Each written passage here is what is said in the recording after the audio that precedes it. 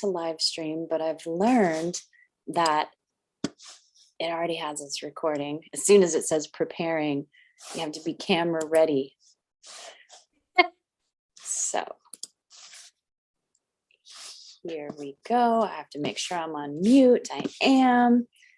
I'm gonna pop out the chat box in case we have any folks joining live that wanna talk to us during this broadcast. I'm excited about this one. If y'all have been here before, you know me. I'm Natasha Edwina. I'm a therapist, her mind body health consultant. This is my lovely co-host every 2 weeks for the last 2 seasons. What? Kirti, I know it's been, wow, it's been an evolution. It's been so much fun. And I'm so proud of us, this Taurus Virgo Earth collaboration.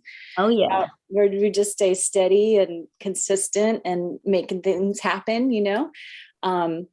Anyway, Kirti is an energy healer, sensuality healer, dancer, artist, creative, truth speaker, fire twirler, talker, shaker upper, Kali Ma, all of the things. So definitely appreciate her energy here. And we are going to talk about teeth and dental work and how freaking deep the roots of teeth go with our energy system, our meridians, our emotions.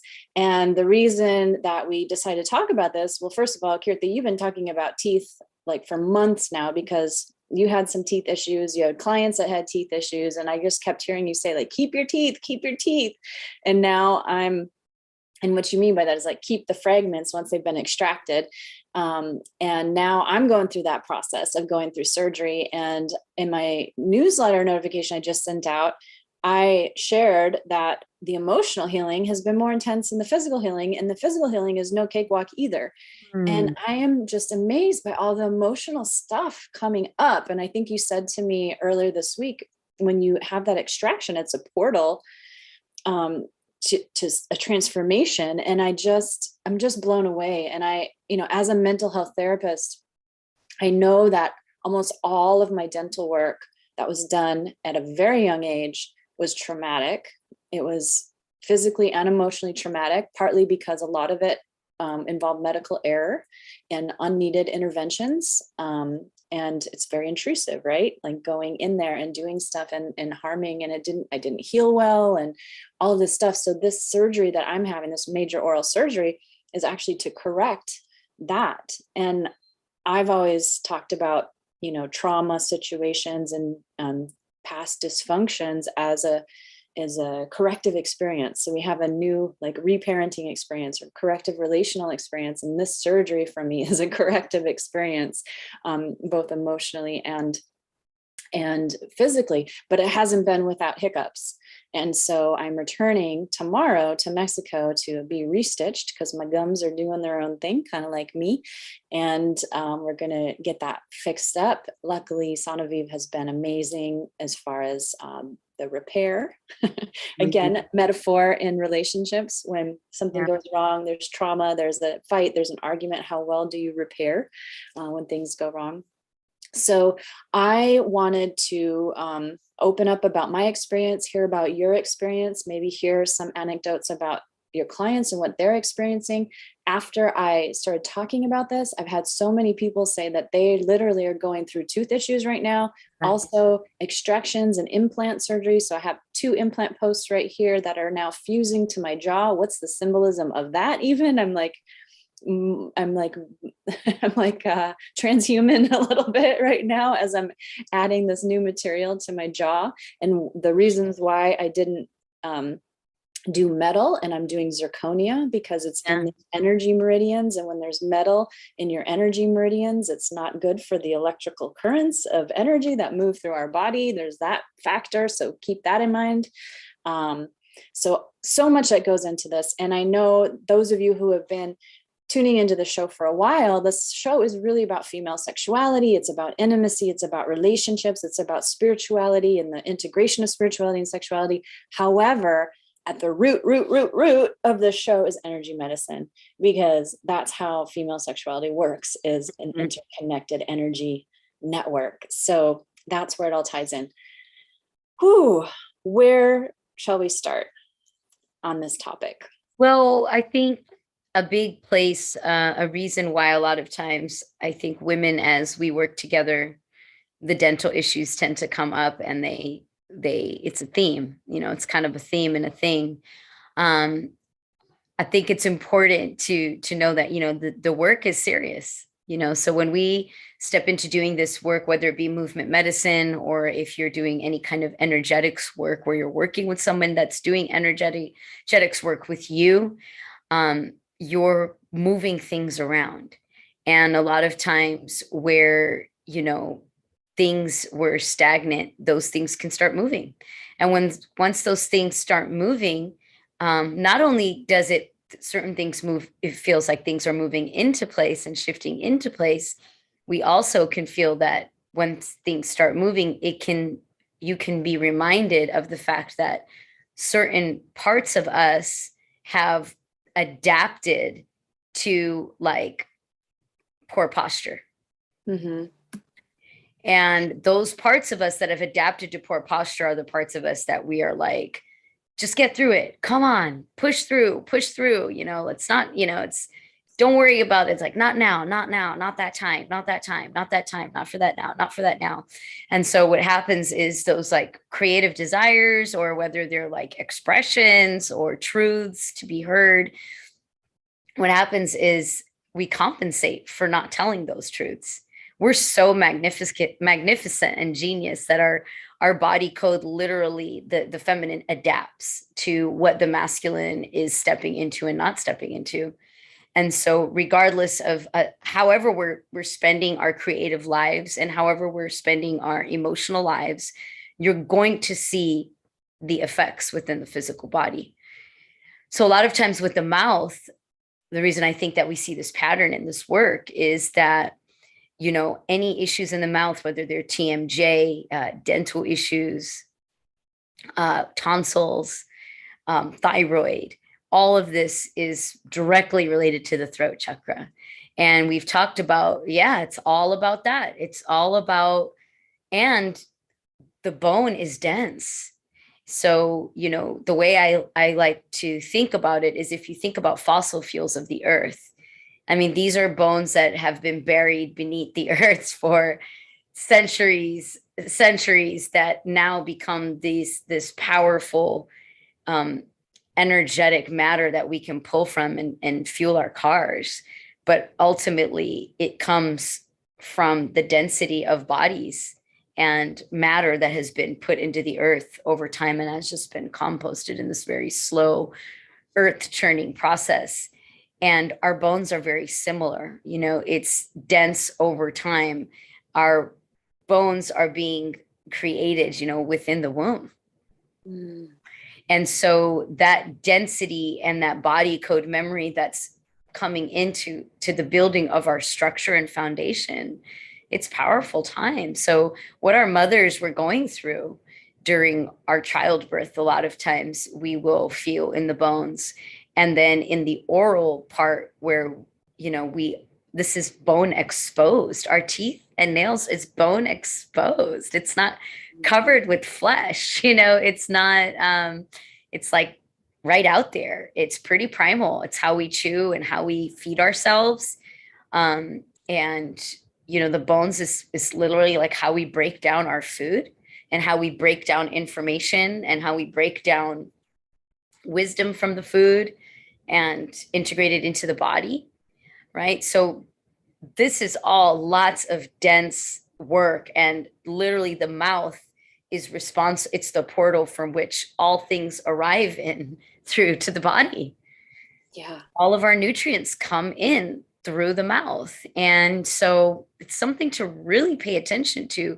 So whenever something goes on in the mouth, it feels very vulnerable, because it seems like such a basic, simple act, eating and swallowing and speaking. However, when even we have a loose tooth with a child, it's like your attention is on that the whole time.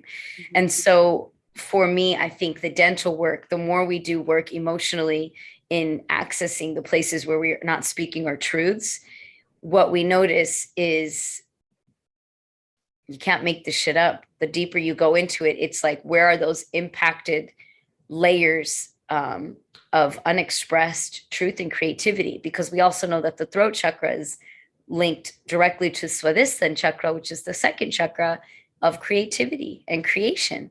So, it's like the root chakra is connected, to our crown and our third eye, and our throat is connected to the Srivastava chakra. Right. Kirti, okay, so this is blowing my mind because I work with a coach who does energy medicine. She does body code, energy healing on me for the last 6 months, regularly every few days. And today she sent me the little update saying that as she's been kind of like working on my tooth meridians, as well as some of the statements, affirmations that I'm bringing up, but she said the areas affected, and for me, it had to do with betrayal. Were the root, the throat, the third eye, and the crown. So it's crazy to see the connections, to hear you say that and see the connections, and also even the connections with creativity, because right now, I think so many people are dealing with teeth issues because of all the Capricorn in the skies. And we just went into Capricorn season, but before that, even starting in 2020, we had, I think it was Saturn in Capricorn, then there's been the Capricorn Jupiter conjunction, then there's like Capricorn, I think Uranus, anyway, all kinds of Capricorn stuff.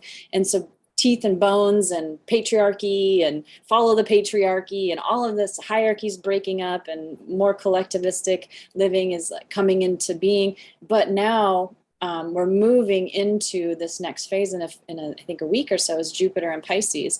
And we're supposed to be moving into this phase of more creativity, kind of like the phase astrologers are saying it's kind of like after the roaring 20s, after this kind of downfall or breaking down of stuff. And then it's just like this massive explosion of creativity coming right after we're going to the root of stuff and unearthing and uprooting this stuff. It makes so much sense. Yeah. So just like everything, I'm experiencing it individually as we're experiencing it collectively, as is every other person in some way, whether they're aware of it or not, whether they're having, physical teeth removed or not. And I'm also aware of, in my case, there was a deep-rooted infection, low-grade simmering infection here. That is what motivated me. But if I look back to when I first had the surgeries, when the problem began, it was ages 15 to 19, which were the ages that were the most inflammatory in my relationship with my mother. Interesting. And so it feels like this whole situation is clearing up some traumas and some inflammation there that, I have an opportunity to heal in ways that I have control over, I suppose, or that I can do my part with. Yeah. And I mean, the more exact that you want to get with the work that you can, a good place to start always, whenever we're thinking about the throat chakra, and when people want to clear areas in their throat chakra or above, of course, already that you can't just like enter in at the throat, but you've got to do that stairway from the root all the way up to the throat. And when we get to the throat, it's after we've come through the bridge of the heart. And in the bridge of the heart, we ask ourselves, where have we felt like our love had to be sculpted, or like we had to change our love from unconditional to conditional?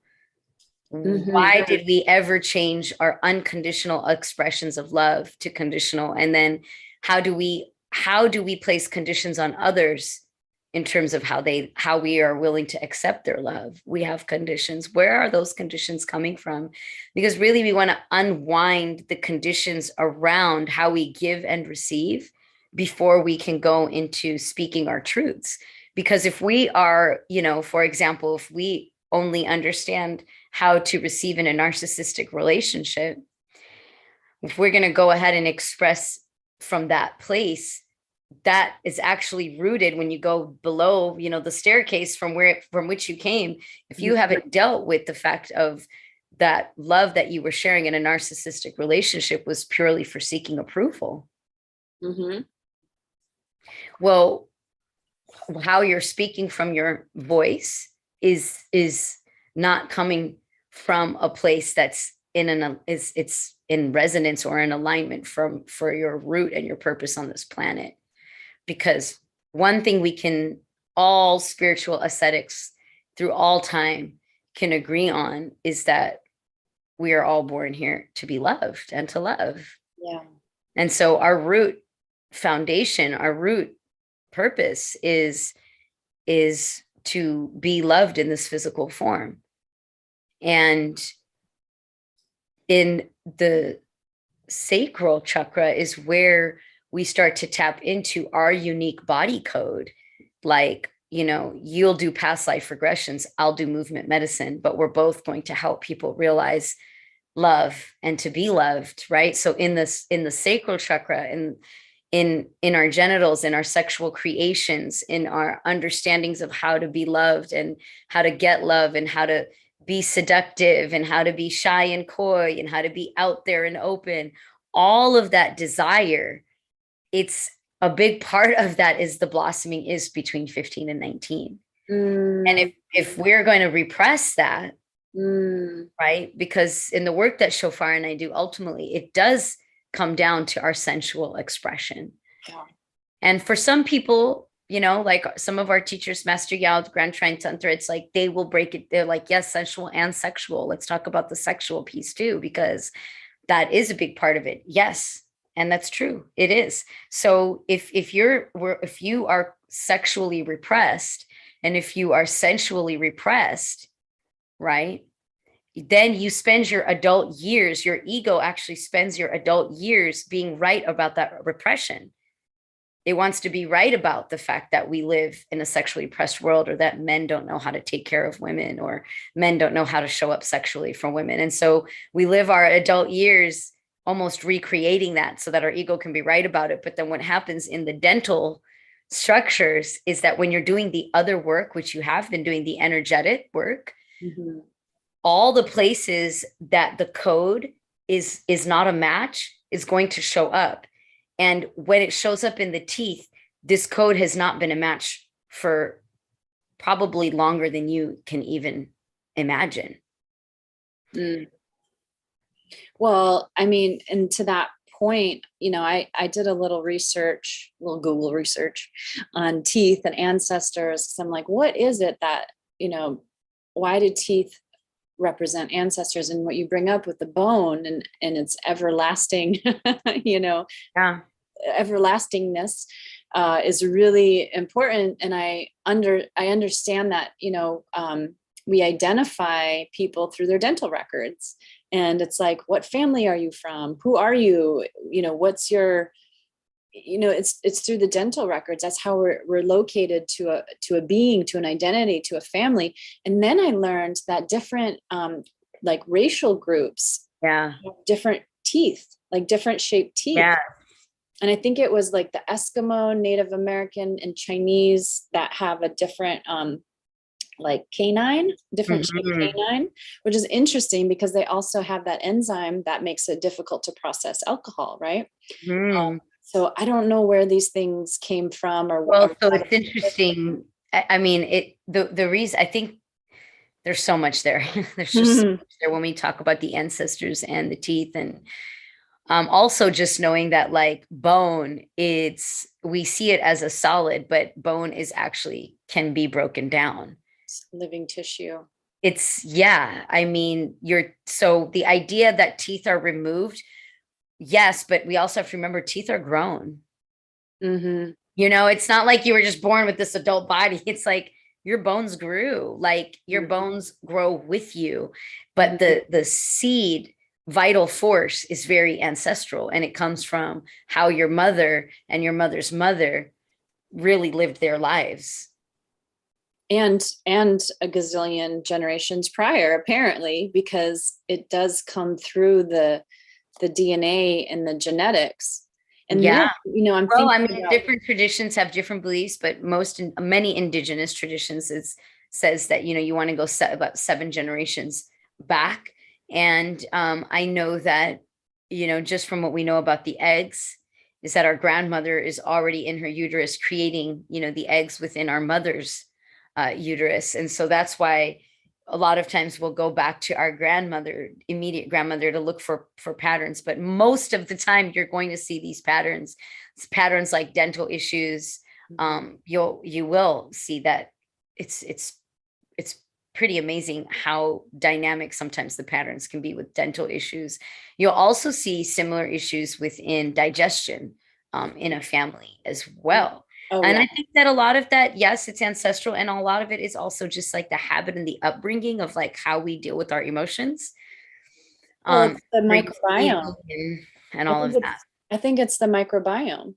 You know, when you talk about digestion, there's a biodiversity in the gut, and there's biodiversity in the mouth. Right. It has a whole ecosystem of bacteria there that when it's not healthy, you know, it can cause tooth decay and all of that. But then that decay gets into the bloodstream, it goes to the energy meridians, it can cause problems in the organs, and vice versa. Problems in the organs, Right. you know, create problems in the different teeth. And I was also learning from my Google research that certain time periods had more or less tooth decay. Oh, interesting. Yeah. And so I think the worst tooth decay, which was about 50%, was at the time of the Romans. And it was is when they started eating a carbohydrate heavy diet. But when they were more like hunter gatherers, and it was more meat and proteins and and fruits and fibers and less carbohydrates, they had very few cavities. And also because the chewing, like of like trying to tear through the meat, actually put pressure on the teeth, the bones, which made them stronger in the same way, and made our jaws stronger and more supple in the same way that when we jump or we walk, or, you know, our bones hit the pavement, there's an energetic charge that comes up and it actually strengthens our bones. Right. And that's why, you know, when I ran my first marathon, 26.2 miles or however long it was, thinking that I could do that with only having run about 5 miles in the training, I got a stress fracture in my foot, even though I was only 22 years old and in pretty good physical condition, because I just hadn't built the bone density to run that far. And I didn't realize too late, and I'm on crutches, you know?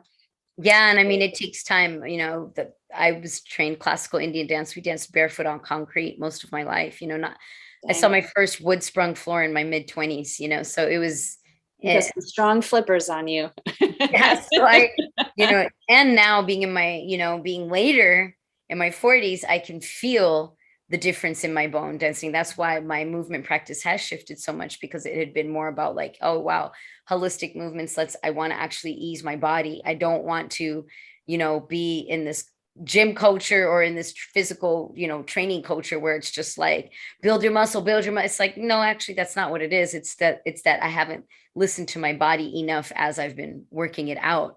Yes. So that's why the stress fracture came. Guaranteed it wasn't just from that run, but it was the mentality that made you push through the run that brought stress fracture, right? And so that's when we think about connecting.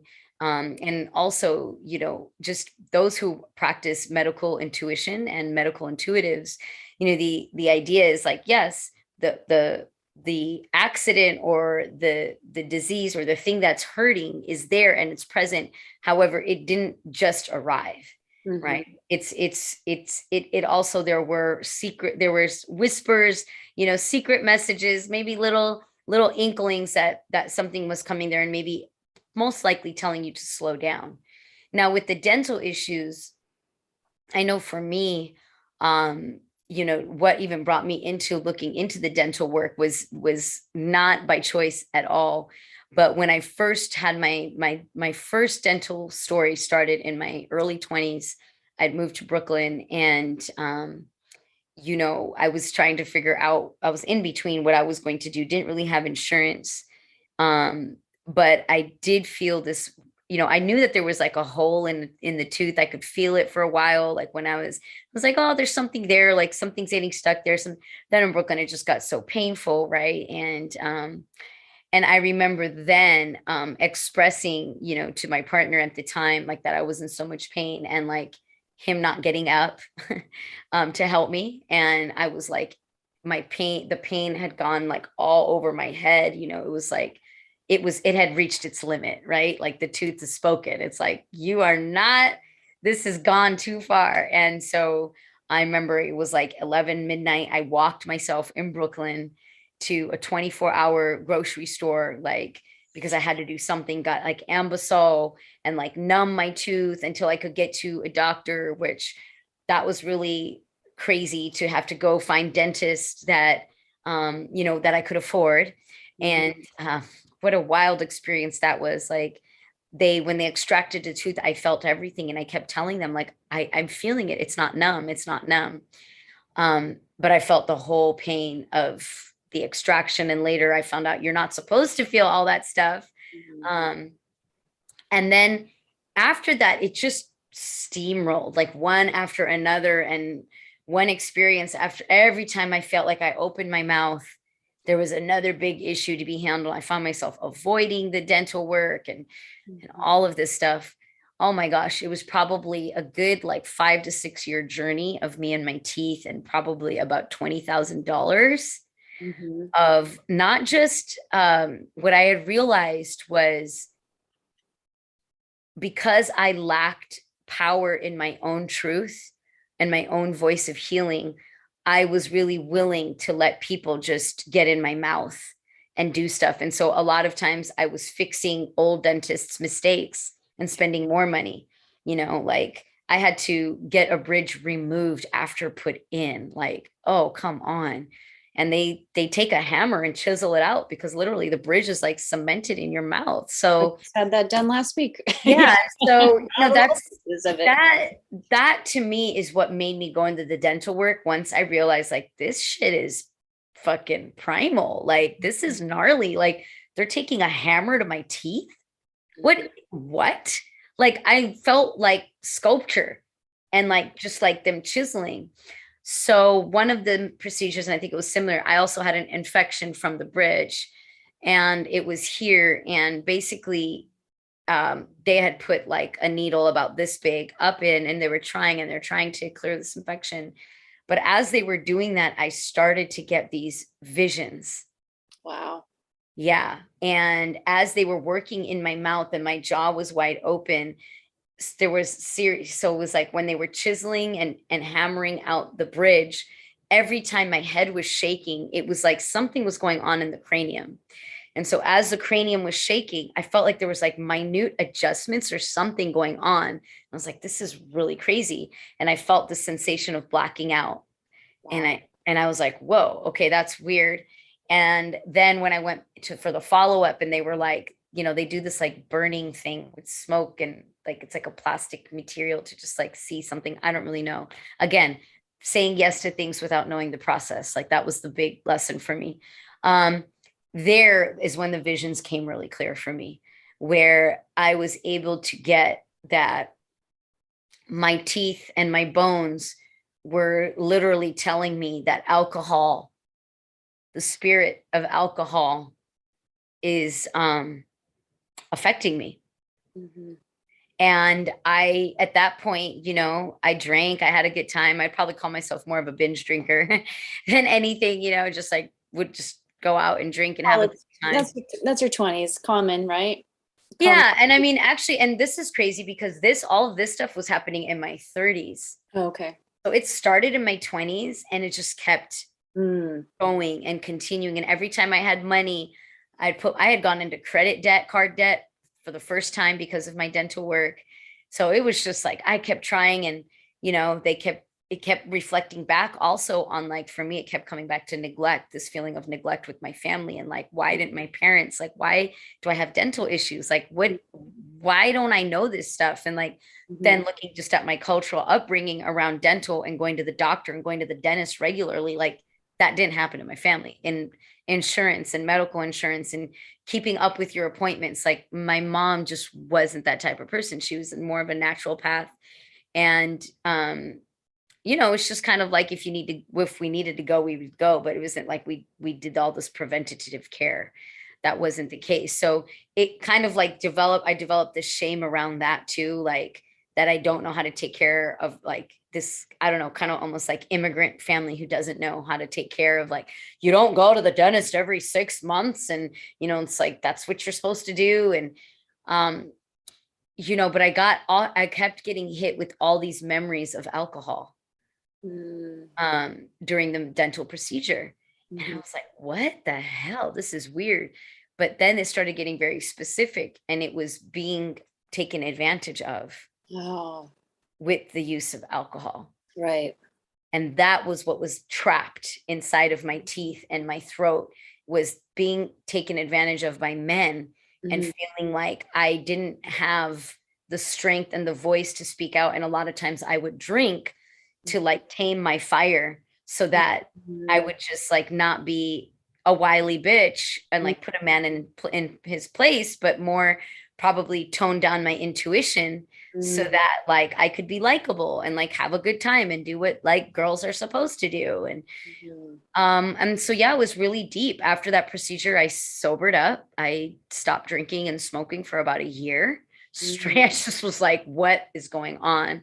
And it was one of my fasting times where I just like, was like, all right, I'm gonna like go into this and see what this is about. And yeah, like I probably, it just changed everything. And then after that, I went to work with a dear friend of mine, Beth, who does cranial sacral work. And I asked her, I was like, hey, like, I know you guys work with people's like heads and like you adjust bodies and skeletal structures. Like, has anybody ever talked to you about this or said anything? And she was just like, well, definitely with any kind of shift, it's like a chiropractor, right? It's like your organs function differently if there's a skeletal shift. There's energy shifts and moves, and new pathways are opening up. And so I got really clear that, okay, that was what was going on for me. Now I've got other stuff going on with my head and my neck from accidents. And I've been told like, hey, we could go in and put that all back to quote unquote normal. However, there's also this part of me that's like, I don't know if I want to trade the gifts. Like, I don't know if I want to trade that, like the dental work, I got visions or certain things, if certain things are trapped or lodged in, and it's also having my brain fire off in like these amazing, unique ways.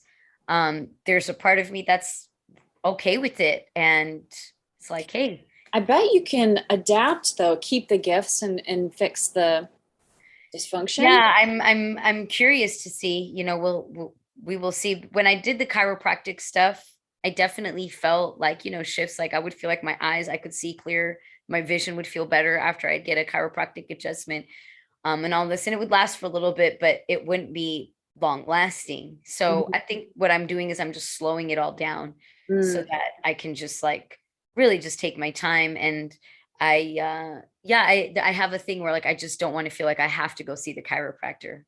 I just don't want to feel like I have to go do anything unless I have to. Yeah. Well, I gave you that coupon, to my chiropractor who does. Exactly. He did some cranial sacral on me this morning to help get me back into shape because of the work. He's lovely. He's an OG for sure. But I feel like, and then he deals with the emotions because he works with the meridian systems as well, because he's a neuro-emotional technique chiropractor. But I was, when you're talking about the gifts, I have this friend in my PhD program who actually had a magnet implanted in his finger. And I was like, why would you do that? He's a bit of a transhumanist, I guess, but he's like, because if then I can sense, electrical fields with the magnet. So he could find a live wire, a live outlet, because he'd get the sensation in his finger. And he's like, what's happening is that once I get used to sensing these electrical fields, like my body starts to adapt, and then I can feel energy. I can sense energy because my body will like develop this skill on its own. So I kind of think about like your injuries as maybe doing that, but then once the body knows how to do it, it can't like unlearn it, sort of thing. Right, exactly. So I don't know what's going on with him. Yeah, it's almost like a biohack. And I mean, I think that like, it's definitely changed. It's not like it's always been the same either. It's like, I can see that as my body changes and my body's shifting throughout time. Even those things change too.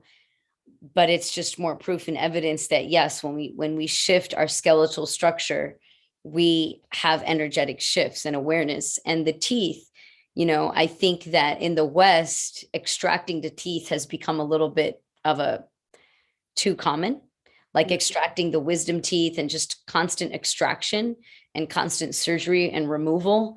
Whereas it feels like sometimes you don't have to, and that there's other practices that you can do before a tooth gets extracted. It's almost like a lot of times dentistry for me in the West has come to feel kind of like a mechanic. You go to get your tires fixed and you come out hearing that your brakes and your radiator and this, that, the other. Sure. Yeah. Right. And it's like, I feel like the dentist has become a business in the United States. For sure. And it's all about insurance. And for me to see like the financial, just really being down and out financially because I was trying to be responsible and take care of my teeth. And I realized what I was doing was putting all my trust in a system that had no interest in my actual healing, but just had interest in the money and the insurance company's money. And so I had to, after my last kind of nightmare story with the dentists, I just kind of started doing my own research and shifting my own way of doing things and doing some more Ayurvedic practices like oil pulling, armoli. There's different types of practices that you can do that can actually help. And deep within the energy work, there's a belief that if something could be grown once, it can be grown again. And we are in our limiting beliefs, which again is throat chakra. In our limiting beliefs, we believe that, okay, you have your child teeth, your baby's teeth, and then they go, and then you get your adult's teeth. But like, it's funny how we think, oh, adult teeth, and then you're done. But like, what if we were actually able to, since we can see that bone can be grown, like what I would love to see is us starting to put more energy and resources in the idea of, if we can implant a magnet in our fingertips to feel a sensation, what are we missing in terms of why we can't grow back our bones and teeth yet? Well, my uncle had a third set of teeth. He had a tooth that came in 3 times. So he had his baby tooth, his adult tooth, and then lost that one. And the one came in. So, but also what you're saying is absolutely scientifically validated. There are some studies that show that people are regenerating organs, like they're able to regenerate things. And it totally makes sense once you understand energy medicine, because it's simply the concentration. We have a thought or an imagination or an emotion, it's energy. And then if we can concentrate it enough, it eventually becomes matter in one way or another, whether that's a situation that we end up in, like a car accident, or, this is how we attract to these situations, because our fear, our anxiety, our worry, our concentration of that energy then creates a real life matter situation that we're dealing with. But it also can be used for good, right? When we're wanting to heal our bodies. And the most probably well-known story in these parts is Dr. Joe Dispenza, who was a chiropractor in La Jolla, who, broke his spine and was laid out for so long, and just kind of recreated in his mind his spine, and one day started walking again. So, and he's like, oh, damn, how did I do this? And that's why he went back and got a PhD in neurology, basically, to understand what the heck happened, and then wrote his books about it. But now what is he doing? He's teaching people to manifest. He's teaching people meditation. He's using a scientific process to understand. When I first started listening to some of his podcasts, like, I get this stuff on a general level, and I'm listening to his podcast and I'm like, how though? Like, how is this happening? But the deeper I got into it, I'm like, okay, it's making sense to me. And you start to realize all these things. And you brought up past life regression. I was just on a call talking about past life regression, a little group thing I was invited to speak at before this. And I'm going to be offering an online past life regression in honor of the Venus retrograde right now. It has to do with like past lovers. However, past life stuff can hover in our energy field. And it's like, if it's concentrated enough, or it's like, we don't deal with it, we don't release it, it can come into the body, right? And it can cause dysfunction and carry over now in this lifetime. So it's really important to like clear these out. And I know you do so many different techniques to really keep the energy field clear, and to be shaking off stuff and clearing our energy field and all this. And there's like a multitude of ways to do that. And now we even have, electronic devices that shoot in microcurrents and can read our energy and can assist with that process, and all this stuff we can do on our own if we know how. But these can help the people that it might take them many years of focusing and honing their energy to be able to do it. It's interesting, all of the different things that we're becoming aware of, and even like talking about how energy creates matter. Over 100 years ago, there were documented studies when they were first starting to build technology that could read energy, where they could read the energy field around a salamander egg in the shape of an adult salamander, right? Wow. So it's like, this is over 100 years ago. I mean, it's crazy. You just have this egg, but the energy is actually already in the shape. The energy is already starting to form what You it already will know. be. Well, it has to know what it's going to become. Mm-hmm. Yeah. So when we look at like that correlation to our lives and what we want, gosh, it's like, stay focused on what you want. And I've been so bad at that lately, because I've been in this emotional roller coaster with this whole thing. And I'm just like, one day I'm like super positive, the next I'm like, everything sucks, middle finger to the universe. Yeah, totally. I'm just like all over the place. And I hate, having that, putting out that negative energy. So, it's like that fine line of really being authentic and expressing your emotions, but then being able to release that quickly and get back into your yeah. And I think also, the teeth and the idea of extracting a teeth, like even within the bone, it's like, just like the cells have emotion, right?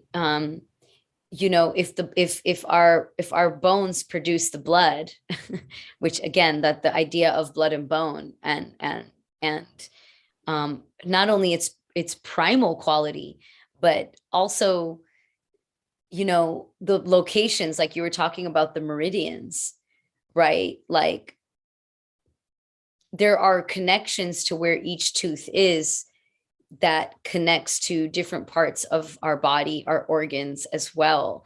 And each organ carries, like according to traditional Chinese medicine, right, is that each organ also carries an emotion that is balanced or imbalanced, that we work to balance out. So a lot of times when we see that in a lot, and for many, 40s and 50s is where a lot of those teeth issues are happening, people assume that, oh, okay, yeah, it's that time.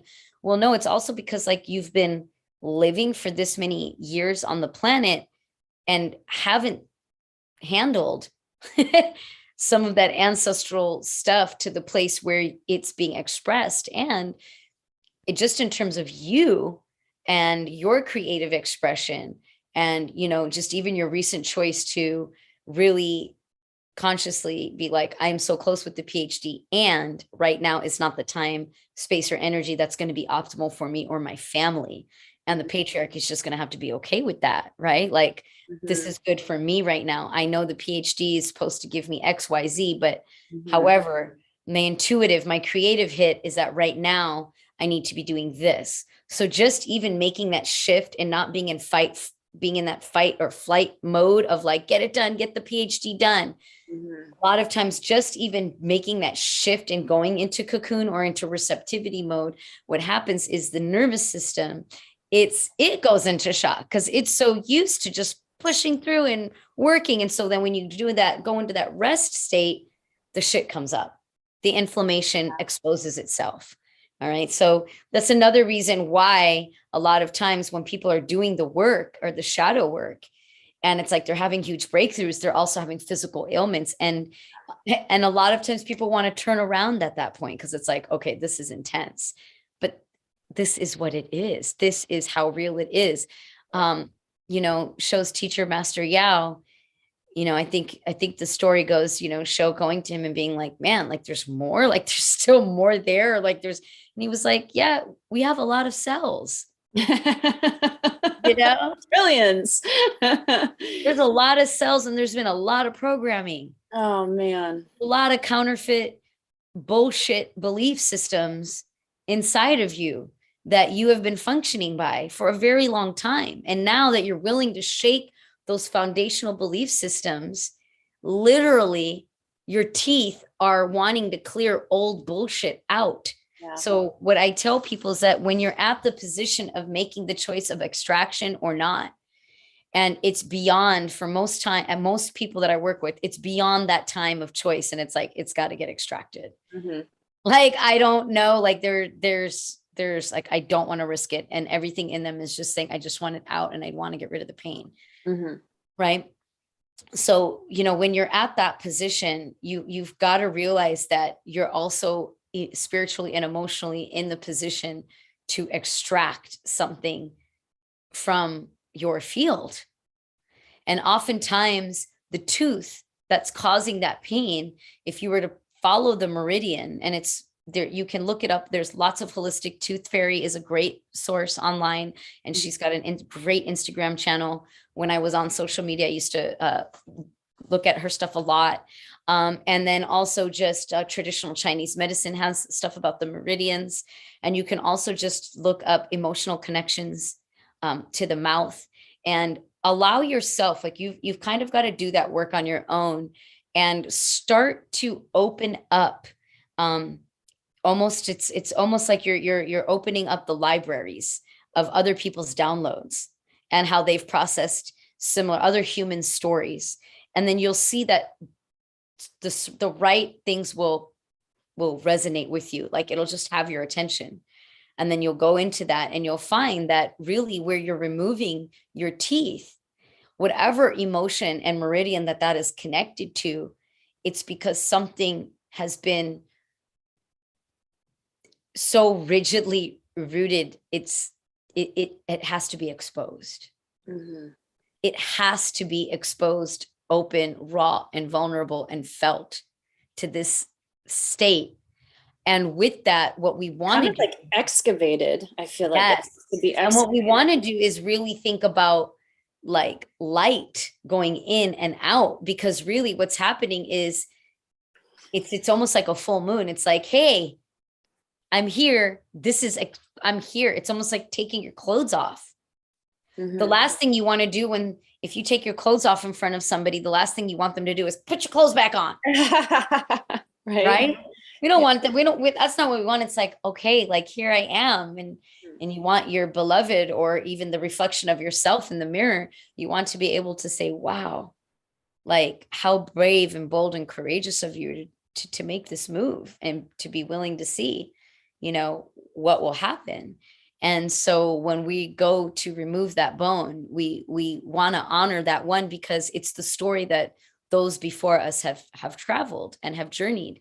And based on the way that our mothers and our mothers' mothers and our fathers fathers have lived their life, they raised us. Mm-hmm. And that's how we have actually taken care of our bodies and our bone and our blood. It's like our mothers did that for the 9 months. And then once they gave birth to us, they tried to teach us the best that they could with what they had. And then at some point we are on our own. And the teeth and the baby teeth leaving and the adult teeth coming in, that's almost a rites of passage in the terms of like individuation for the body. Mm-hmm.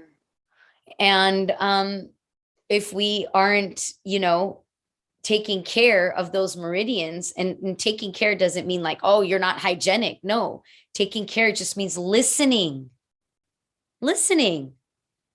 Most of the time, if children listen, their bodies don't feel great after eating sugar. Right. Their bodies feel different when they eat fruit. They'll tell you. Mm-hmm. You know, so it's just about relearning, remembering the skill of listening to our bodies, because then you can actually, when you build this relationship, guaranteed, once you go through this with your teeth, you'll never put something in your body the same again. You're always going to be conscious and aware of the bridge, of the root canals, of everything. And that's a lot of times what is the outcome of this, is it's like, it's always going to take your attention to that area. And when that happens for me in my teeth and in my mouth, I'm always, I take what they say, 2 minutes. You should at least be brushing your teeth, whatever, who knows how, it's probably some freaking scam to make money too. I go much longer than 2 minutes, but I actually literally have a conversation within my mouth. Or what I do is I have powerful things written up. And as I'm brushing my teeth, I'm reading. Or I'm reading things that I want to integrate into my ancestral lineage. So I'm pulling that through. So a lot of times I'll have yoga stuff up because that's like where my family comes from and what my family's practices were, or food recipes or just like ancestral things. Right now I have the organs and the shofar has a chart of like the soil and soul, the both perspectives of the organs, like in the lungs, agape and conditional love. So just, I'll be brushing my teeth and I think about those things. So these are ways to start listening, but removing the teeth, it can feel, it feels so vulnerable because you're removing a part of you. And this is not our menstrual cycle. This is not taking a shit. This is your body. This is not putting a cast on until your bone heals again. No, it's gone, it's done. And we're led to believe it's gone and it's done. And it's because you didn't take care of your teeth. And that is, for me, a foundation of the healthcare system that we have to really look at, because that's how we're keeping our people sick. Yeah. But dentistry in Mexico, I've heard is also really different in that approach, Well, yeah, I can't really speak on that because the place that I'm going, it happens to be in Mexico, but it's like a world-class integrative functional medicine hospital. It's actually the only certified functional medicine hospital in the world. So people go there to treat Lyme disease and integrative cancer care. So they're really, really, really like cutting edge. They just happen to be housed in Mexico because there's certain things that they can do there that they can't do in the US, as far as holistic treatments and whatnot. But it's still very good, like very, and US owned basically. So I don't know about other dental care, but just about everybody I've talked to that has received dental care in Mexico has had a much better experience than in the US. And just the driver that comes to pick you up to bring you to the hospital in Mexico. He's from the US, but lives down there now. He's been there for I think 6 years because he was taking care of his father. Said, in the US, we keep people comfortable while they stay sick, comfortable and numb while they stay sick. In Mexico, we heal them.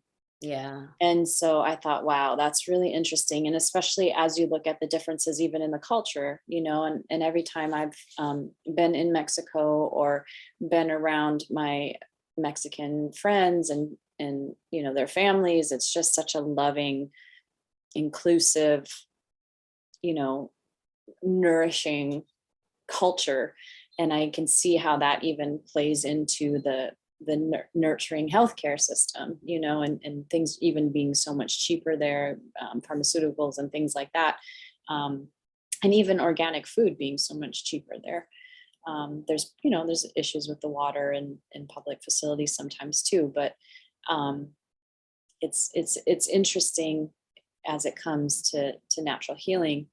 But I want to speak on a couple things. You're talking about loss, and you mentioned even my PhD, and you're saying having the creativity to do something different, but I was gripping on. I wanted to finish. I was like, I'm so close, just let me finish this. But I finally had to let go, right?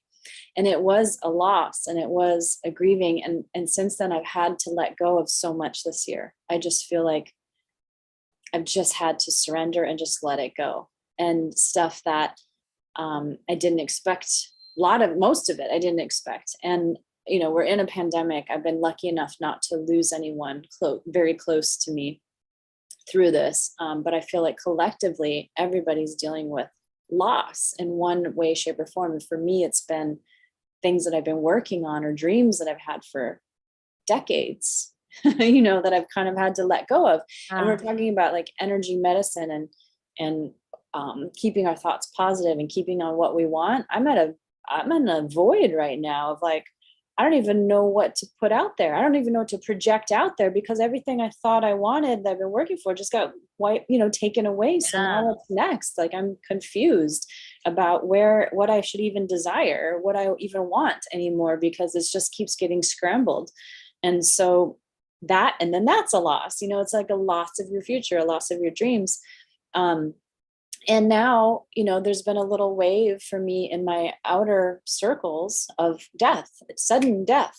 And for me, in my own personal experience, I've known more people that have dropped dead after the jab than before it was available. And that's concerning to me. And in either way, it's loss, so we're seeing loss on both sides of this too. And and it just, like you said, it's removing a part of you. And even the energy medicine stuff that I've been doing, she's releasing old traumas, she's releasing trapped emotions. And then, when I first started doing that work with her, I was also going through a breakup. I was also going to your class every week and doing, we're doing a lot of releasing. And I was also doing a sugar cleanse. So like releasing all of that all at once, I was feeling nauseous and dizzy. Like my body could barely keep up with how fast I was losing and releasing. And that's a bit how I felt with this too. I'm getting a little bit nauseous. First, I was in shock. My body was in shock after the surgery. He's like, try to sleep. And I was like wired, like my sympathetic nervous system was like, okay, where's the dance party? And then the next day it hit me, and I took all these naps, and now it's just like coming in waves, just like my emotions. It's like I have energy and now I don't. And I'm just learning to listen to my body and ride the waves and figure out what it is I need in each moment. And then, you're talking about like some of the childhood stuff and maybe some of the shame that came up around not getting proper care. Like I was the same way. I lived with my dad until I was 9, no dental care whatsoever. Like McDonald's every night, candy, like whatever I wanted. I had a permanent abscess on the top of my gums. It was just like a pus pocket that I used to just play with my tongue and I didn't even know what it was. I was too young to even know what it was, but it hurt and it was not good. And I could feel it in my tooth. Finally, when I finally got dental care, it was like, they went and reworked my whole mouth. I had, I don't know how many cavities. And then same as you, it's like that started this roller coaster of like constant interventions, now braces. Like once he looked up at unearthed one dental issue, it was like all of them. Yeah. And a lot of like everything was like kept down. And then once so I think some of it was definitely required in there. And I think a lot of the other piece was showing me that like, I don't know anything about this and I'm just trusting. Well, it's both, right? Because you mentioned like preventative care. Like I don't love the preventative care in the sick care system as far as medical. Like you go in for your mammogram, which you get radiated every year.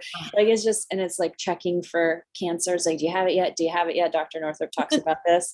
It's not, I don't know about all that, but I feel like with dental, that's one place where you probably should go in and get your checkups to keep it from getting bigger. But then once it does become an issue, then it's like you're saying, these really invasive procedures, they're not fully explained to you. You don't really know what your options are. And then you're talking about this visions with alcohol and feeling like you were being taken advantage of, right? And that's what it was reminding you of.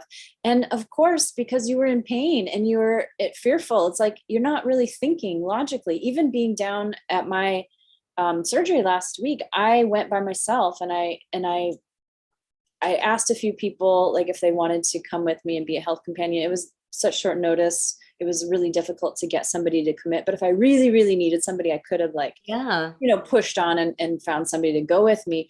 However, I'm like, I don't think it'd be good. I'll have some of my alone time, all of this stuff. But once I got down there, which that was nice. But once I got down there, I really could see the value of having another set of eyes and ears, because they gave me verbal instructions. I didn't remember because of my emotional state, and the aftercare, I had so many questions. Like I didn't remember things. I wasn't in the space to be my own advocate. So and that's the whole point of having an advocate in those situations. Or even like I experienced this, going through my divorce court documents and my financial stuff. It's like, it was really hard for me to address that because there's so much emotion that was, and anger and resentment, all this betrayal, all the stuff that, it was brought up, and it's just simply numbers. Whereas I can hire someone that can like do and move through it really quickly. Yeah, right. So we discount how important, these emotions are. And then, that those buried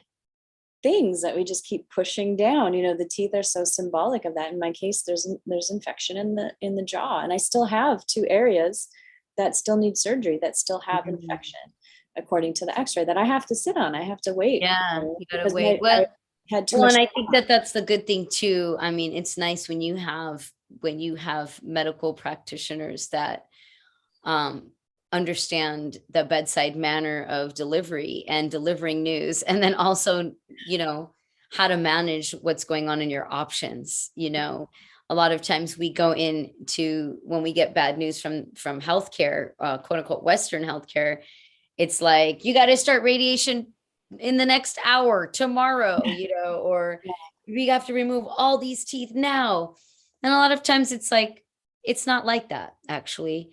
I like that you're saying like, okay, I'm going to sit on that, and I'm going to see, I've known multiple people who, they're advised to like remove this organ, remove that organ, and like take care of that and get rid of that. And of course, everybody in their own right mind knows what's best for their body. And there's a lot of people who don't feel that that is the best thing for their body, but feel very pressured to do so. Right. And especially for women, the show is talking about women's bodies, female sexuality as an emphasis. Again, Dr. Chris Northrup talks about, you want to know if it's good for women, as far as like, oh, you've got a problem with your ovaries, let's just take it out in case so you don't get cancer later on. Let's just whip it all out. And they don't understand how it's like having this huge traumatic cascade to our hormonal system. And she's like, you want to know how it's good for women, or if it's good for women, ask, is it good for men? Do men do it? She's like, when men go in, do they just take off their balls just in case, like they might get testicular cancer? No, they don't do that. So if they're not doing that to men, why do we feel entitled to chop up women's bodies and just like, let's just take it out? Oh, we'll just take it. It really is like metaphorical of this patriarchal culture of being entitled to women's bodies. Or, still, we're still trying to legislate the uterus and what can be done with that. And then for the first time, maybe in history, we are starting to now legislate men, welcome men, welcome to how it feels to be owned by the government now with these mandates, right? Right, exactly. So now we partially own your body too. Not only do we feel pressured to remove things from our body, but then we also feel pressured to, chisel and cut up our body to look like another body, or to maintain a certain look. So as women age, the pressure to, get all these things done. I think that that's like the other biggest thing that I work with women is, as women age, that just lack of self-love that comes in with aging, because we're just so used to judging ourselves based on a standard that means really nothing, according to health. It's unfair, and the whole mental gymnastics of it is something else. And I've been, you and I have talked about that, like approaching mid-age, and how we don't love looking at certain indicators of that, because we feel so young. And I feel great. Like I feel vibrant. I feel better than I did in my 20s, and yet it's like, I look at my skin sometimes, or I look at things and I'm like, oh my gosh, when did that happen? But then I'm like, oh, but like that's right on time, And then I was just in a circle a couple of days ago where, it was dark when I got there, and then the lights went on, and I was in shock. All of the women around me were not human. Like they had altered everything. And I was like, what is going on here? Like, I couldn't even tell their ages. I mean, they very well could be in their 30s, but now I'm guessing them in 50s because of the procedures. And so it's almost like now even having the procedure younger can make you look older as you're trying to look younger, because there's so many older women trying to look. That's like you're growing into the plastic surgery. Yeah, it's so bizarre. It's so, and then I'm like, oh gosh, that was scary for me. And then I'm thinking, what is happening here? Like, why can't we just be? Like, why can't we? And I'm not trying to place judgment on women who opt for procedures. Then you look at somebody like J-Lo and Gwen Stefani. Obviously, they're getting some things done, but they still look phenomenal. I think they look better than when they're in their 20s. Of course, there's makeup and airbrushing, all that too. But I also know they're taking care of their bodies, they're taking care of their nutrition, all of that. Yeah. It's very, very interesting to be getting older in the body of a woman. Again, Dr. Northrup talks about this. Dr. Mario Martinez, who's coming on this podcast in a few weeks, talks about, he's a expert in aging or not aging, I guess, getting older and staying youthful. And he says that aging is optional. Getting older is inevitable, but aging is optional. So I think that's really interesting. Yeah. So to wrap this up, I am so curious. This is the juicy dessert for me. Yes. Since you're an expert in creating ceremonies, ceremonial MC master, what kind of ceremony do you recommend for people who have kept their DNA, who have kept their tooth fragments? Because I have a little Ziploc, and thank you for telling me your story about your fragments, because now I'm like, I got to clean off those teeth before they get too funky. Right. Totally. But I would like to offer them back to the earth. I would like to honor them in some way. So what are the sorts of things that? Yeah, I think that, anytime you want to offer something back to the earth, just use nature as an example. So oftentimes, just like when we throw our peels, right, from the fruits that we eat, we throw them into the earth. That's one thing. But if you dig a hole and you put them in there, right, and it kind of helps the process, instead of, the peel needing to break down and go down into the earth. But if you put it into the earth, it kind of helps. So for you, what I would suggest that this ritual or ceremony look like, and I think for each person would definitely be different, right? Because but the common theme that would be for people is that it's your bone and your blood, and this is a part of you. Some people, I know that they keep their teeth, or they've kept their wisdom teeth. I understand keeping things like that. However, I think that certain things that are from our body, it's best to give them back into the earth and instead of keeping them where they will decompose with the air.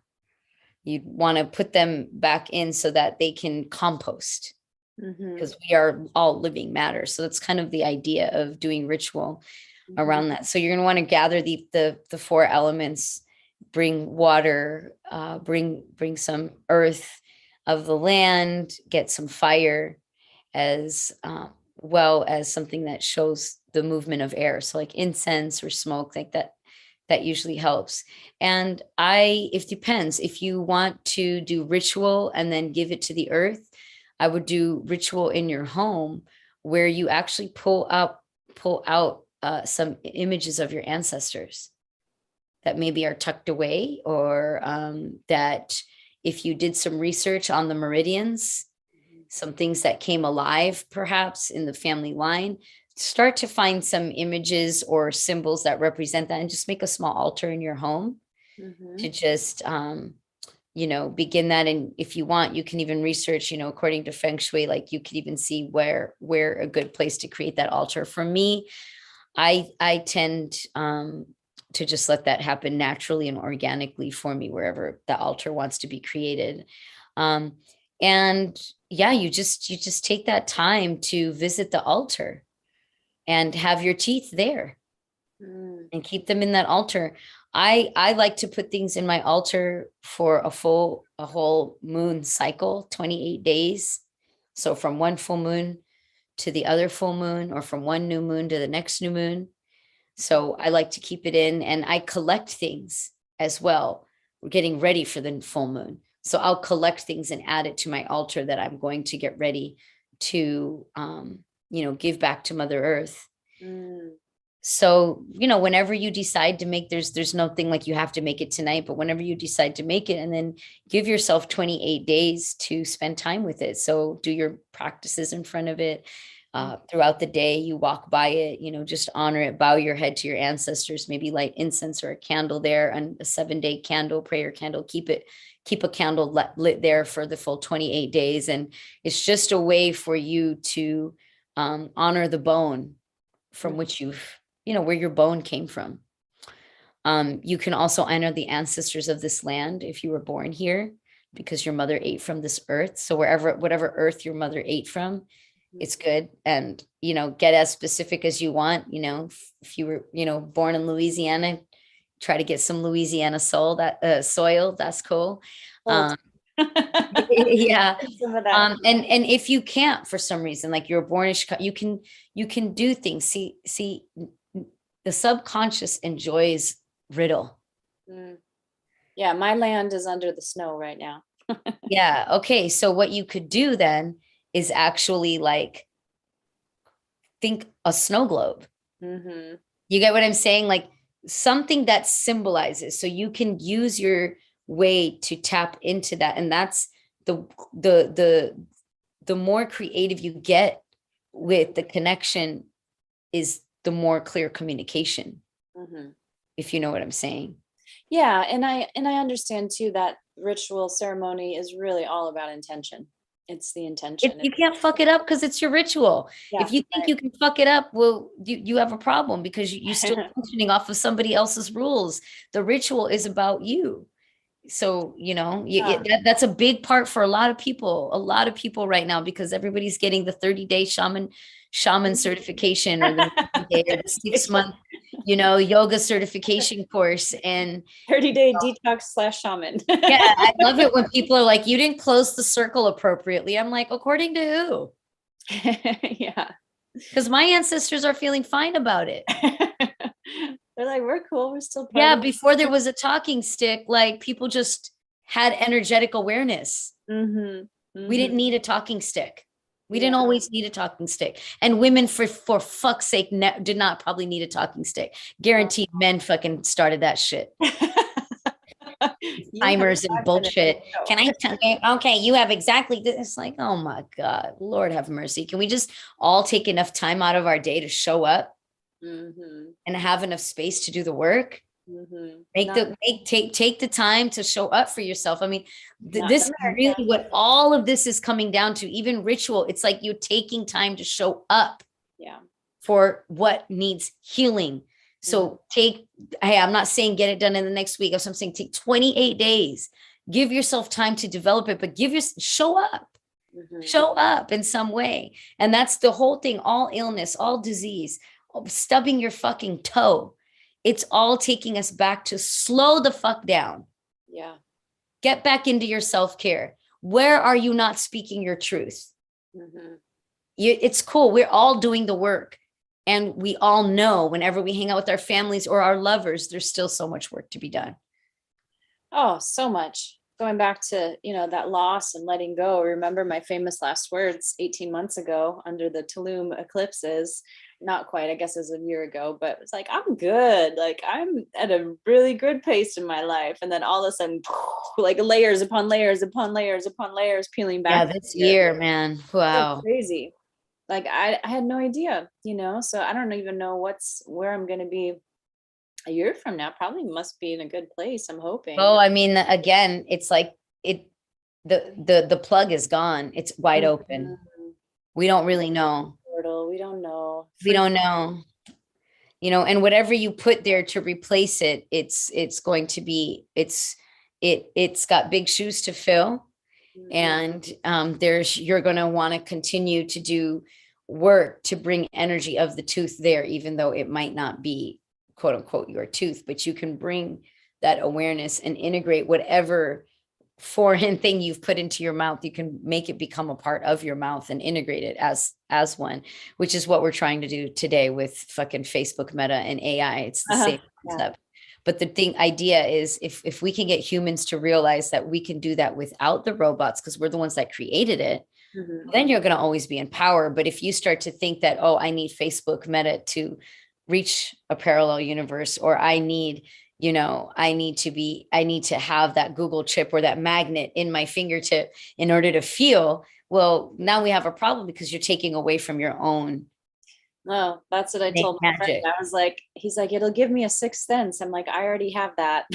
No magnet required. We just need to remember it. We just need to remember the sixth sense, but most of us don't have patience. And again, we're speeding and then we hurt ourselves. Shortcuts. Right? And we don't look about, we don't look at the unintended consequences. Yeah. And once that 28 days comes to a close and you have, you've done the work around it'll come, and we can touch base, while you're doing that. And I could give you like weekly or daily prompts that kind of help you continue that work.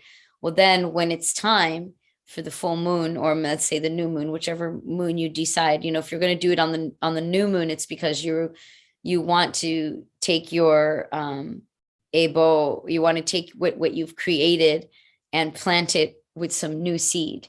New moon is intentions, new intentions. Full moon is because you're completing that grieving and releasing, and the light is shining on it. Everything is fully seen. It's like everything is naked, and you're wanting to own what that piece is, and you're also like kind of releasing what no longer serves you. So that's why a lot of times for full moon, you see people burning, papers. And these days I just fucking burn whatever I want to burn. I don't always wait anymore. Also, some people wouldn't go according to the moon that they see in the sky, but they'd go according to the moon of their cycle. So when they're on their period is when they will do the burning ritual stuff, which tends to work for me. And they use that as their internal, your internal planetary system, that when you're bleeding, you're in the full moon. So when you're doing that, those are the times when you want to do the research on the meridians and get clear on some of the sticky stuff that might still be there. Or like for me was like not being in control, just like here I am with my mouth fucking pried open, and it was making me deal with all these other places of vulnerability in my life. And then it shifts for a long time, because after that your bite is different, and everything is different. And you have to readjust, and the way you eat, everything. And that's what happens with grief and loss, isn't it? Everything shifts.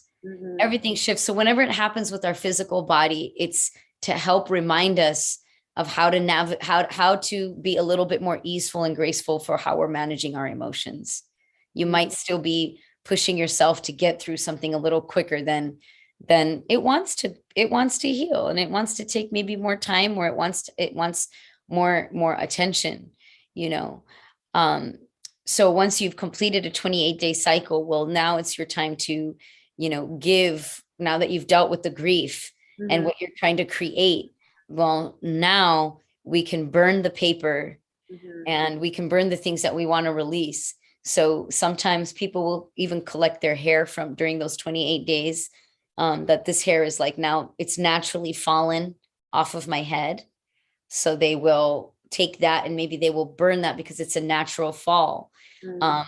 So many different practices. And if you were doing a ritual where you actually were creating something, someone might cut their hair because that's an intention, right? And it's live. It didn't naturally just fall. So these are all different approaches. So you'll collect things throughout this 28-day cycle that represents the grief, the loss, and the things that represent the grief and the loss, those things will be burned. And the things that represent what you want to create, those will be kept with water, because we want to bring life to those things. Oh, I see. Yeah, I mean, this is so well timed, because the next new moon is in Capricorn, which means totally. So it's perfect for you. And then once you burn your stuff, you burn your stuff, you have your stuff, you charge, in the water. Sometimes, like if I keep any kind of like something with my blood, like a Q-tip, if I collect my blood, or I'll keep it on a Q-tip, or my menstrual, if I want to collect my menstrual cycle, I'll have it in the water. So that water I'll add to my solution. If I don't have any of that, I will put the water in my mouth and swish it around my mouth to collect the DNA and to collect the saliva.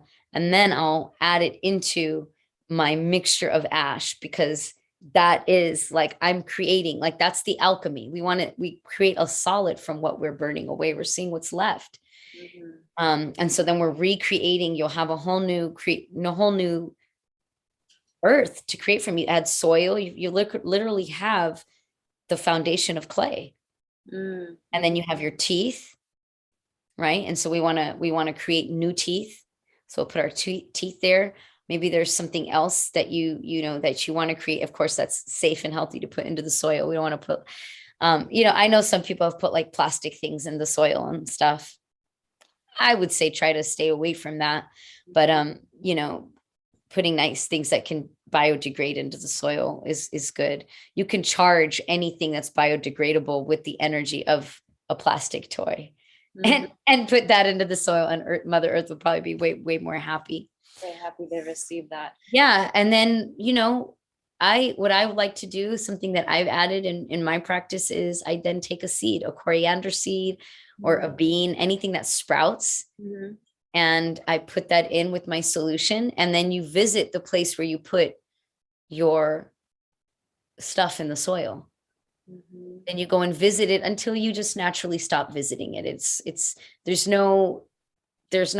just show up, like you show up because you want to. And then you might even see your sprout, and your sprout might come out. Maybe it doesn't matter. You're not attached to the outcome. You just go and you remember, like, wow, like I did that. And you just honor that space in the soil. So you want to put it in soil where you can visit it and see it often. I see. Almost like it's like a burial, but a replanting. It's very Totally. simple. And if you think about it, for all humans across the planet, when we die, we go into the earth. It doesn't matter how. So when we are in completion of anything, we give it to the earth. Yeah. And so with the completion of the surgery, give that to the earth. And also it's a way to give thanks to those teeth for the work that they put in for you. While they were there, they did good work. They did good service. It's like proper burial for them. Yeah. And for me, it's mainly like fragments of my bridge and my root canal. There's very little like actual tooth pieces there, but it's all, it's a process. It's certainly a cycle. And I wanted to mention for anybody that's watching this too, you mentioned it's important what materials you put in, right, being replaced with. And right now I have metal caps on my posts, but my posts are zirconia, which is the same stuff that gemstones, earrings are made of, but they cloud it, basically, like I guess heat it or cloud it so it looks like a tooth, but it's very biocompatible. So even as we're planting, because I planted some new roots in my mouth, in my jaw, and now my jaw is like growing, the ecosystem is like growing into my jaw. But when you put titanium, which is usually the standard option in the US anyway, I think zirconia has only been around since I don't know how long, not very long. It's metal, and metal along an energy meridian is going to react. There's going to be a electrical amplification of a charge that's not going to happen as much with zirconia. So I think it's really important that people know that if energy, and you're sensitive to energy in your body, like for me, I had to take out my copper IUD because that tiny little piece of copper wire was creating symptoms, right? Like I'm very sensitive to the smallest little provocation. Like that, you might be worth it to figure out how to get the zirconia, whether you have to go to Mexico. I had to take out money from my retirement accounts to do this. But that was worth it to me. It's all about the priority. I think so. I think if you're gonna mess with bone and blood, make sure you're doing it right. Right. Yeah.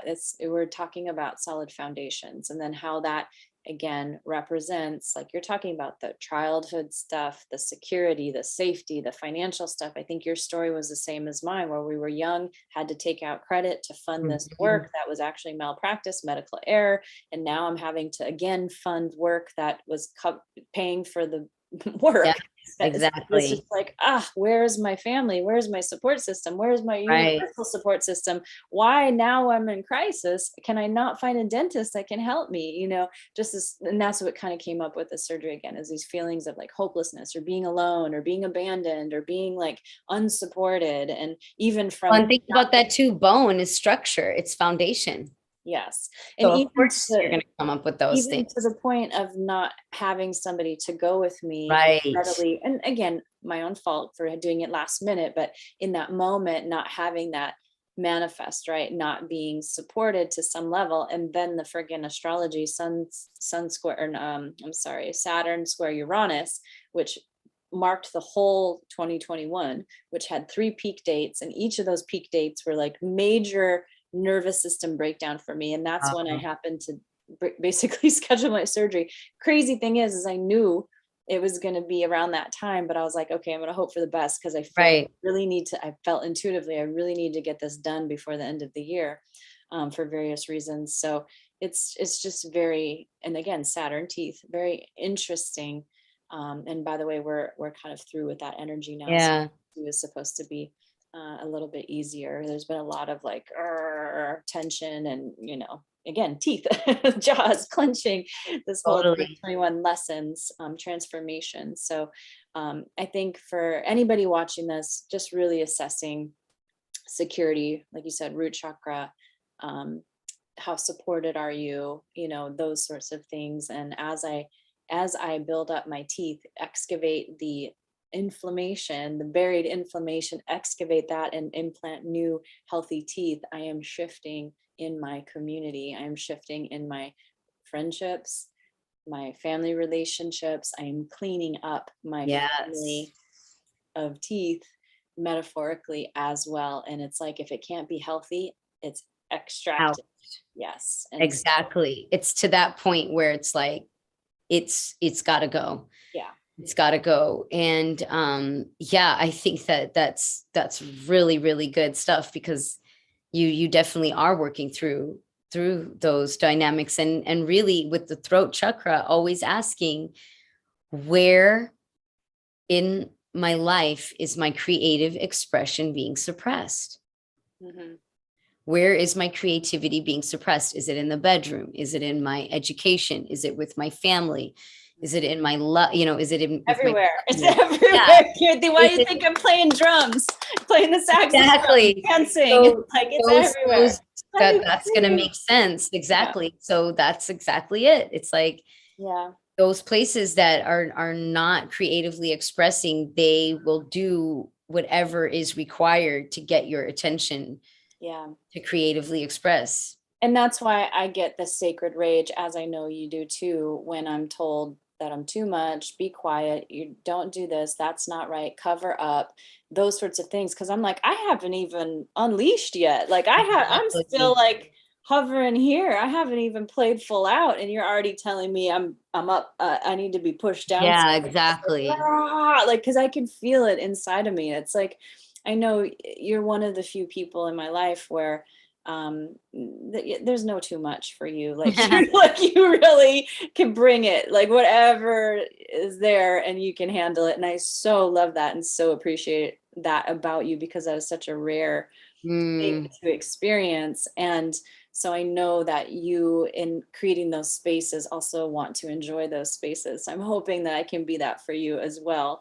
And, we rise together and empower yeah. all of the women who have suppressed, stifled creativity, like you said, in any of those areas, and continue to unleash and, let it come out. And sometimes it's messy. So is a freaking root canal extraction. Serious. So like, it has to be messy sometimes, and then we shape it up and clean it up, Yeah. and then everybody gets along, and whatever else. So yeah, really, really powerful stuff. Happy to be on this journey with you. And this podcast, it's a labor of love. It's a passion project. I pay for it. It doesn't Mhm. money, but it is one avenue, one portal of Really. that creative expression. So for that reason, and the messages I get from time to time, every time I have a thought of like, maybe I should pause it, maybe I should retire it for a little bit, I get a message or an email or something like that. Somebody's Mm. like, oh, I love that episode. Like, I was waiting for your next episode or things like that. So I'm like, all right, I'm I still think here. it's awesome, and keep doing it as much as you Yeah. can, as much as you can, because this is the stuff you don't know. I mean, even I find myself listening to people's videos from years ago or from months ago. So just keep doing it. People are looking for the topics that you talk about all the time. Keep showing up. Yeah. That's it. Well, That's thank you it. for being my partner on this journey. Thank you for all your wisdom today and Mhm. always. And I look forward to our next episode. Anything that you want to say to the folks watching? Any invitations? Anything at all? Or do you feel I complete? think just, man, whatever it takes, keep expressing your truth. Mm, I think today that was really, really powerful lesson, is that we could be thinking, feeling, believing that we're doing all of the work. However, there's always still more, and there's always still new places to explore, mhm. where we could be even more real and more raw. Yes. So just, I think that's kind of really what I'm feeling like. People take care of themselves. It's that season. Feels like more colds and flus, and there's lots more fear because of the news and the craze around the mandates and the illness of the pandemic and all that. So it's like, I know that there's a lot of that energy around too. So just take your time, and Yeah. Feel it's into it. okay. Relax. Yeah. Get your nervous system right. I realized, look, I'm blurred out again. My son got my webcam working after it just went on It hiatus never for a while, comes. and now I forget that I can't move. Like I move a lot, and then it blurs me. So I think I need to get a new Uh, one or go back to not using it. Yeah, so I'm blurred out. But I did want to mention to anybody watching this, if you made it this far, thank you for sticking with us and hanging out with us this whole time. But I have two really cool offerings, one starting in January, one starting in February. That does relate to some of what we're talking about. The first one is, I rarely do this, but I'm offering a past life regression group ceremony on Zoom that mm, is easy to remember. It's on 1/11/111, and you can register for 50% off early bird by 1/1. So on the first, if you register by then, it's okay. 50% off, and it will be 111, 111. It's all Love ones. it. Normally it would be 222, and it's a 3-hour workshop. It's definitely an intimate circle. It is a ceremony. We're going to be focusing on past life loves. So if you have a lover, you have a crush, you have somebody, and you're wanting to find out what your past life was with them, that might be able to make sense of what's going on currently. This is for you. We're going to be using the energy of Venus retrograde to kind of like assist us in going backwards. I also use the Healy distance energy during this workshop. And then, again, we do these spiritual ceremonies sometimes, and there's not the integration and the processing. So I'm leaving ample time so that we can process in only 11 spots so that everybody gets I love it. space to speak. So that's happening on 111. For anybody wanting to join, sign up by 111 if you want the 50% off. Otherwise, it's 222. And the other thing is, our next round of inclusion starts inclusion, and I have two teeth that are being included.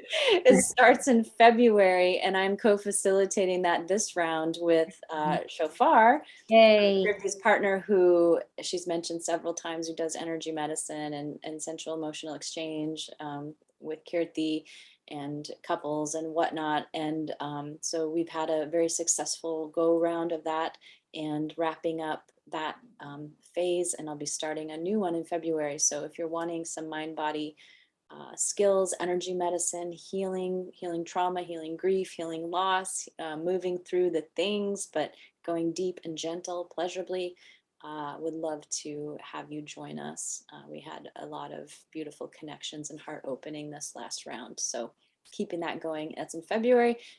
You can contact me on my website, Natasha, it's right here, natashaedwina.com. And for the past life regression, I have not fully released it yet. So if you're hearing this first, if you're getting in this video right away, the link is on my Instagram bio. It's in the book now tab. That's the only place it's public right now. So you can go there and register right away. So that's what I got going on. And that's a night. That's a wrap. We usually kind of go to about 2 hours, Kirti. Yeah, we did it. Taking the time. All right. Good night, everyone. Good night, everybody. We'll see you again soon.